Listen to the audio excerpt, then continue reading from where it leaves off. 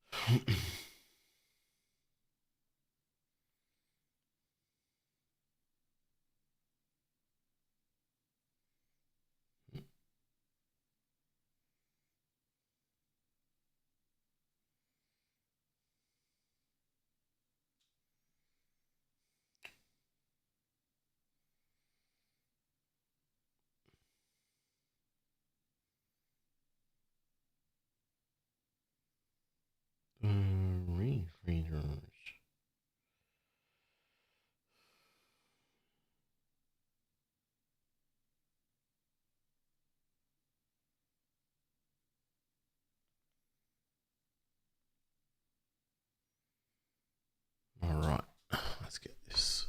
Let's get this rolling.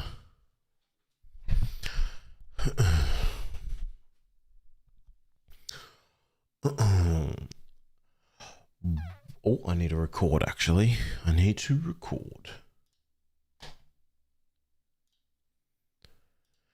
What is up, everyone? Welcome to the Rage Traders NRL Supercoach podcast. Wolfie here, and what a round.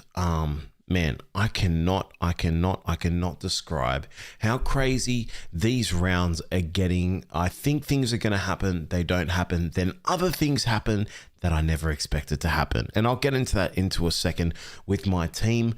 But yeah, some crazy things this week. Kind of still happy with my team and how it went. 1,018 pending updates at the moment. Happy with that, with Turbo as my captain, who obviously I expected to score a lot more. But you know, it is what it is. Now, before we get into the full recap of my team, like, subscribe, and comment for YouTube. That would be greatly appreciated. And more importantly, if you're listening on audio, that's Apple and Spotify podcasts, a 5-star review does help me a lot. So thank you very much for that. Now, let's just get into my team quickly. Obviously, my trades of the week. Colo coming in, obviously very nice with that, with the 89. Ruben Garrick, 22 points against the Parramatta Eels. Excuse me? I did not see that coming from a mile away. I thought this was a really nice trade.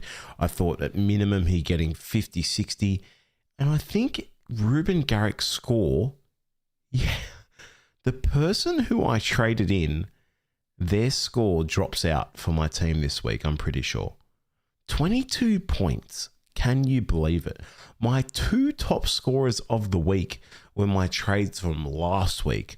Valentine Holmes coming in with 130 points.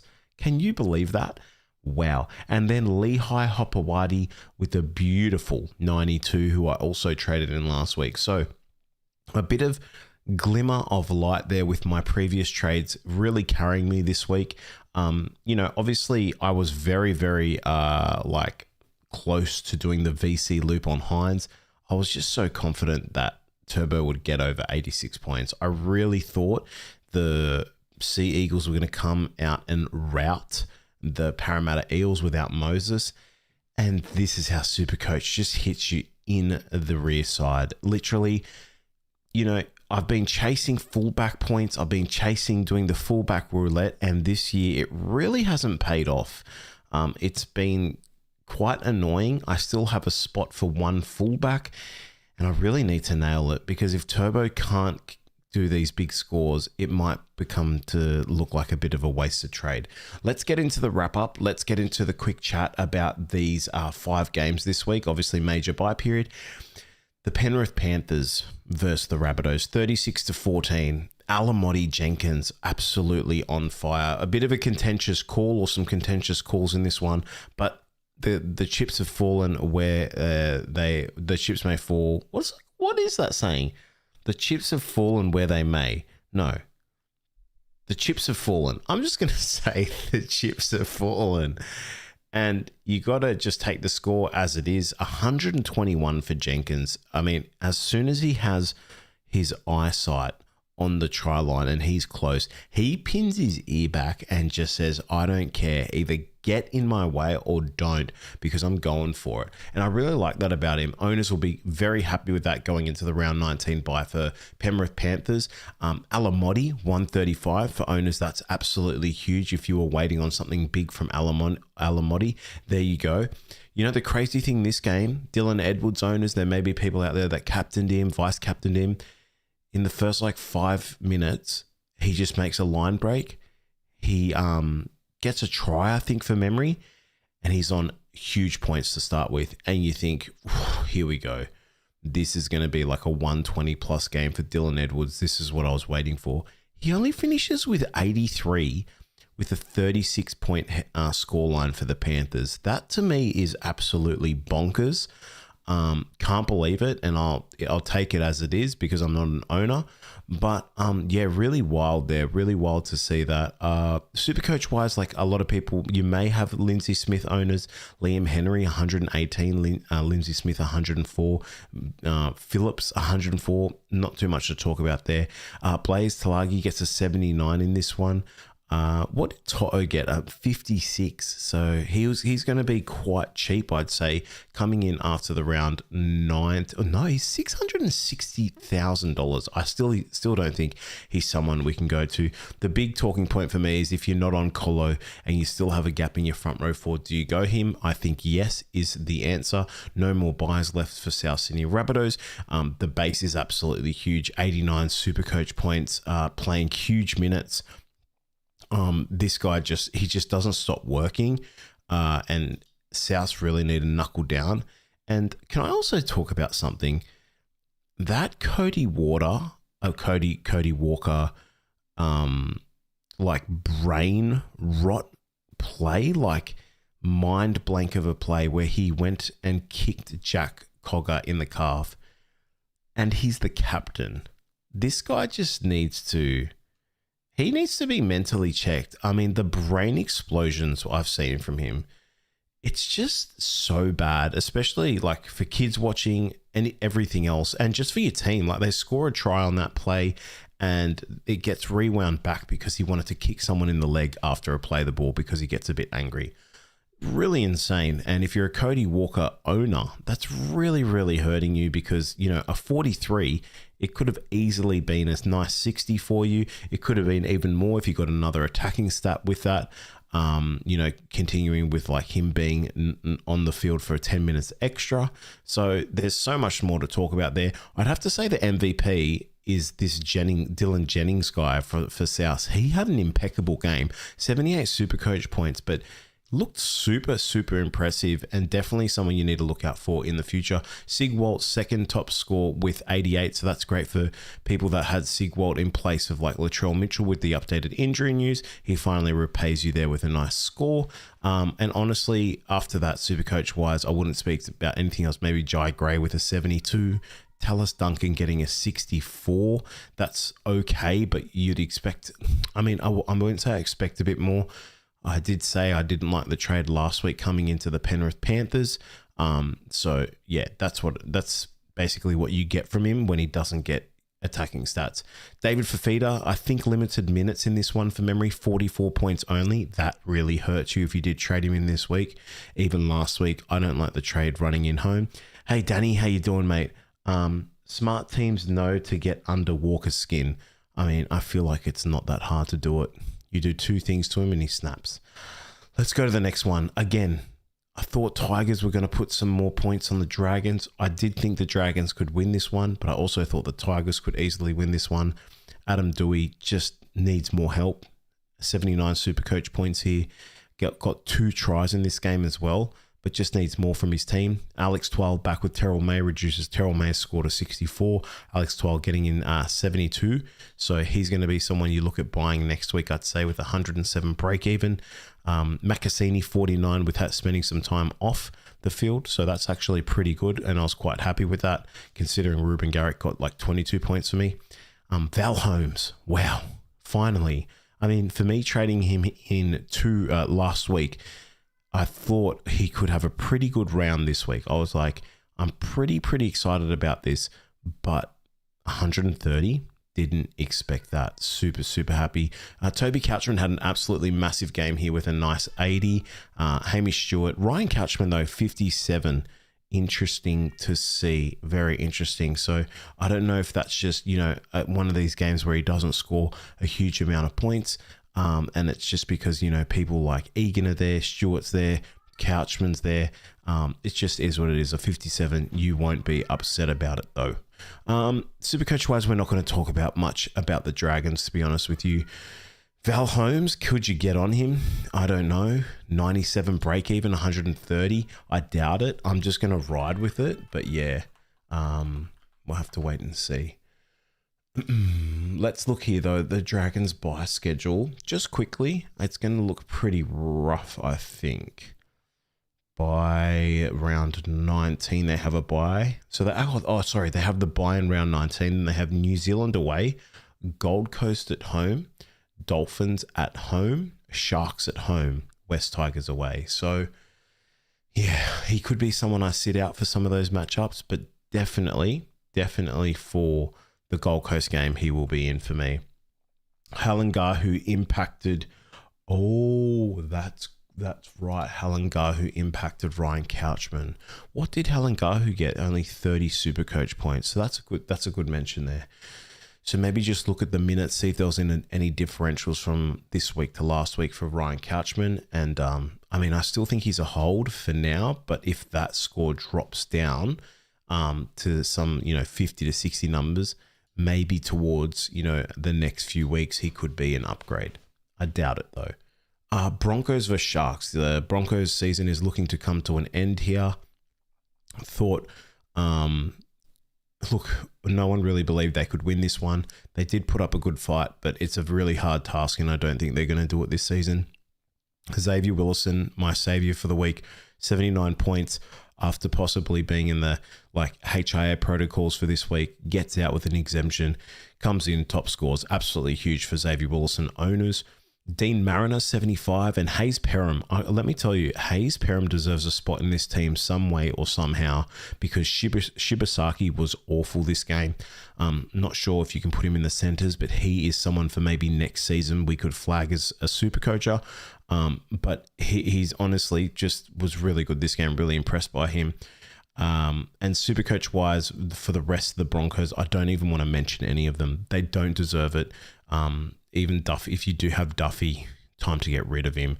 I doubt you do, but even people with Stags gets a 38 in a game like this. Yeah, not good. Going to the Sharks, Katoa with a hat trick this game for 105. Just everything went right, and Iro still pulls off a 66 from that. Billy Burns had a very good game for an 80. Hines, we wanted to VC loop him. We thought Sharks were going to come out, and I will say this, we thought Sharks were going to come out and it was just going to be an absolute whitewash, and it wasn't that. It really wasn't that. Hines gets an 86. Super good to see, but at the end of the day, I think we expected a bit more. If it was at the 100, 105, 110, I would have looped, but I really did believe Turbo was going to do better than 86, and it didn't happen. Trindle with a 54, I think owners are okay with that. Mulatalo, 37, he's someone who some people have brought in, and he's really just not hitting the gears Supercoach-wise. It's really up and down. It's kind of like DWZ from the Warriors. One week you'll get 100, and the next 2 weeks you'll get 30 to 40s. So it's really annoying. Even like Jesse Ramian, I've said this before, and I'll say it again, the Cronulla Sharks team is just not made for Supercoach points besides like a Nico Hines. Besides, and maybe Iro, who's a steady 50 to 60, it gets really, really tough. Anyway, Pierre Kura also got injured in this game, I'm pretty sure, HIA'd. So if you are an owner, make sure you get updates on that. I do not know what's happened there exactly. Eels versus the Sea Eagles. Biggest upset for me this week, because I just expected Eagles to come out under foreign, who've been in absolutely amazing momentum, and just dominate. And they didn't. I didn't get to watch this game because I was out with the family. But even looking at the halftime score, I think it was like 6-4. I was kind of like, what is happening here? What is going on? Turbo, 68 points. I really expected more from him against the Parramatta Eels. I expected more from the Seagulls in general. Ruben Garrick, 22 points. Mate, come on. Like, they've been playing in such better form. Maybe it's because Ola's not there and he's less of a target on that side because Ola's not there. So hopefully Ola plays next week, because I did not see Garrick losing money this week. It is what it is. Really low scores. Joey Walsh, if you've had him as a bit of a halfback pod play or just a cash generator, -4 break even at 294,000. You're going to make some money. So that's nice. I will say though, Lehigh Hopewadi in my team that I got in last week, 92. So super, super happy with that. Can't have everything fall your way, but Lehigh Hopewadi, thank you very much for sustaining and helping me. Volkman, 110 super coach points. I think they've found a great player, the Parramatta Eels, and he really deserves to be not someone they just shift to the side and try and replace. I really believe that. I think he's come into this team really well, and just deserves a bit more sort of value, and like, not a bit more value, but a bit more consideration. He's really, really good. He's sturdy. He's statistical in the way he plays. He doesn't usually do too many things wrong. He kind of reminds me sometimes of Jamal Fogarty, very like stern and linear, but I think he's great for the Eels team and they just need a bit more. Katani Catalga, 92. Iongi, 87. So for owners there in that fullback position, that's really nice if you finally get something from him. Sam Rani, 80. Addo Carr, 51. I don't think many people will have him. And honestly, Supercoach wise, on top of that, nothing else much here to speak about. It's the Parramatta Eels, unfortunately. Jack Williams, maybe for owners that have Jack Williams, here he goes again with another 55 to 60, getting 57 points. It's just where he lives at the moment. And yeah, that is your Eels versus Eagles wrap up. 23 to 14, the Seagulls win this one. Last but not least, you thought this game was going to be an absolute point fest. It wasn't. 13 to 12 to the Knights. The rain came down in the second half pretty heavily. Dylan Lucas, 93, top scoring for the Knights. Interesting thing here is I was at church and I had a sneaky look at the fantasy. He was on 52 points in like 10 minutes. And I went, oh my God, I've done the biggest blunder. Like any Lucas owner, you're still happy with the score, don't get me wrong. But I was like, this guy's set for like 160. He finished with 93 points. So in 70 minutes of football, he has got another 41 points. That is absurd. Dylan Brown, 71. Fletcher Sharp, another 60 with a try. Like, he's just not reaching that massive ceiling. Marju, 51. I think he was a sell back of 3 to 4 rounds ago when he was at that really high price. Really hoping for a bigger score from him. Yeah, can't really talk about anything else. Supercoach wise, if there's Gagai owners out there, he's just not getting anything. Dominic Young, there's definitely owners out there, 45. Just a really low scoring game, and the rain doesn't help in that. They get away with the win, which is huge against the Dolphins in form. Jake Averillo top scoring with 83. Finafuiaki back with an 82. Was this because it got a bit wet and it got a bit grimy and a bit runny, like as in less tries, so less time off the field, more time on the field type situation? I don't know, but boy, oh boy, 70 plus in base stats. Could be a cheeky little grab. Just have to remember they do have a bye coming up. I think it's in round 21 for memory. Lemuelu, 64. Kurt Donahue, 67. What did Jeremy Marshall-King get in this one? Let's have a look. 55. Could be a sneaky play as a very nice and sturdy hooker position play if you didn't want to go the Harry Grant or the Blake Brayley route. I think Blake Brayley will be the route because Harry Grant, I don't know actually, because I don't know who's going to get rested out of them. Storm need to get wins to make the top 8. Sharks need to keep battling and playing better footy to get, into a better position in the top 8. So yeah, Jeremy Marshall-King could be someone you look at grabbing if you did want to, but I wouldn't look at wasting trades in the hooker position. Trey Fuller, 50 in this one, unfortunate. And Nafahu, 51 only. He's been a base beast on the wing and a replacement while some of their players are on origin duty, and it just didn't fire off for them. this week, unfortunately, with the big points that they usually can get. And that is it. That is your round 18 wrap up, ladies and gentlemen. Thanks for joining me on a random live stream as well. I hope you had a good round, first and foremost. I'll be back for the live stream on Tuesday at 4 p.m. for the TLT. That is round 19. Again, I'm pretty happy with my week. I think 9 trades in the bank with still a boost left, but we're going to be playing it really tight. I don't even think I'm going to be doing a trade this week coming. And just hoping for the best. But thank you so much for watching. Take care of yourselves. Wolfie here from the Rage Traders. Again, thank you for your support. Speak